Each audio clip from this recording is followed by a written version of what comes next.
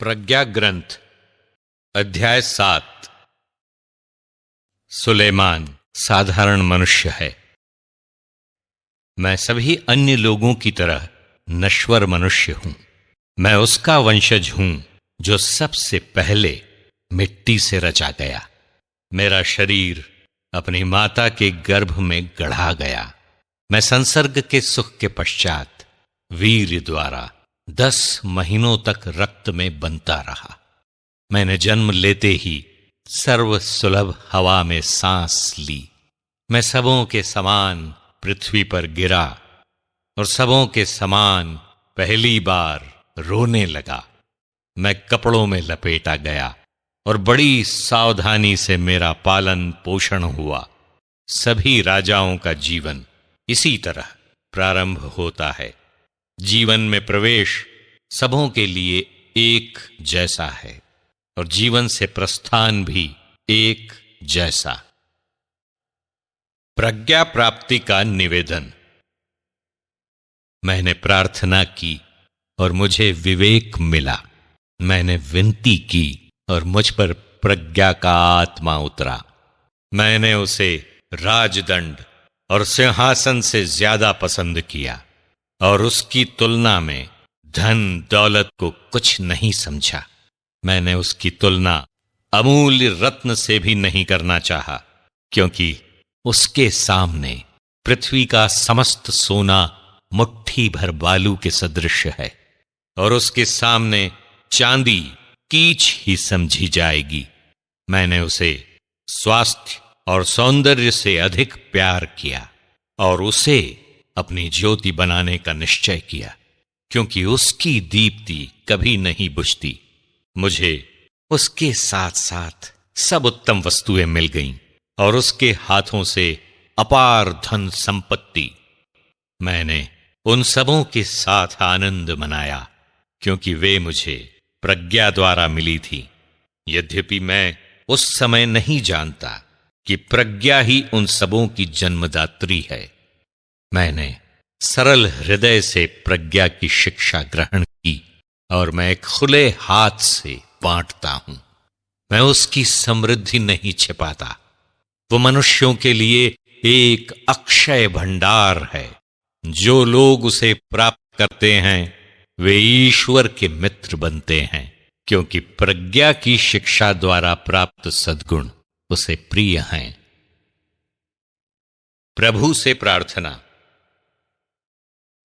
ईश्वर ने मुझे ये कृपा दी कि मैं सही बातें बोलूं और उसके वरदानों का मूल्य समझूं, क्योंकि वो प्रज्ञा का पथ प्रदर्शक है और ज्ञानियों को मार्ग दिखाता है।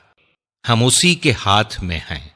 हम और हमारे शब्द, हमारी समस्त बुद्धि और शिल्प विज्ञान भी, जो कुछ अस्तित्व में है, उसने मुझे उसका पूरा ज्ञान दिया।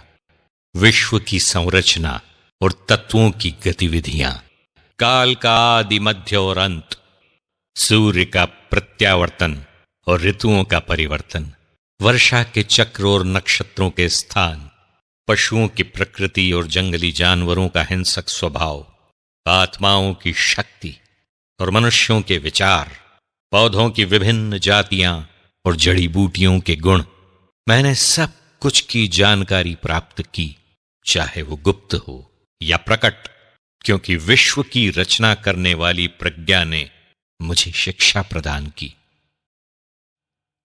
प्रज्ञा का स्वभाव। प्रज्ञा में एक आत्मा विद्यमान है जो विवेकशील, पवित्र, अद्वितीय, बहुविध, सूक्ष्म, गतिमय, प्रत्यक्ष, निष्कलंक, स्वच्छ, अपरिवर्तनीय, हितकारी, तत्पर, अदम्य, उपकारी, जनहितैषी, सुदृढ़, आश्वस्त, प्रशांत, सर्वशक्तिमान और सर्वनिरीक्षक है।